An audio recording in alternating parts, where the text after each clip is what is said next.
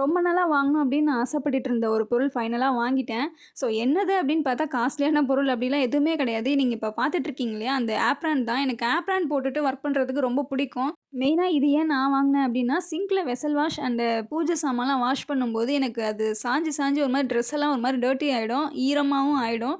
So அத வந்து protect பண்ணிக்கலாம் அப்படின்னு சொல்லிட்டு ஆப்ரான் வாங்கியிருந்தேன். இது வந்து என்னோட ரொம்ப நாள் ஆசை. மந்த்லி ப்ரொவிஷன் வாங்குறதுக்காக சூப்பர் மார்க்கெட் போயிருந்தோம். ஸோ அங்க இருந்ததுனால நான் அத எடுத்துக்கிட்டேன். எனக்கு தேவைப்படுமே அப்படின்னு சொல்லிட்டு.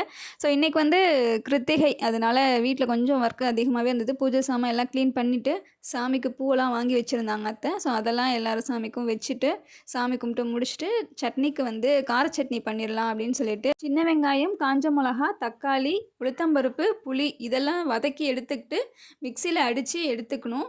ஸோ ஆஸ் யூசுவல் தாளிச்சு நம்ம ஊத்திற வேண்டியது தான். நமக்கு கார சட்னி ரெடி ஆயிடும். ஸோ நைட்டு டின்னருக்கு தோசை ஊத்தி கார சட்னி வச்சு சாப்பிட்டாச்சு.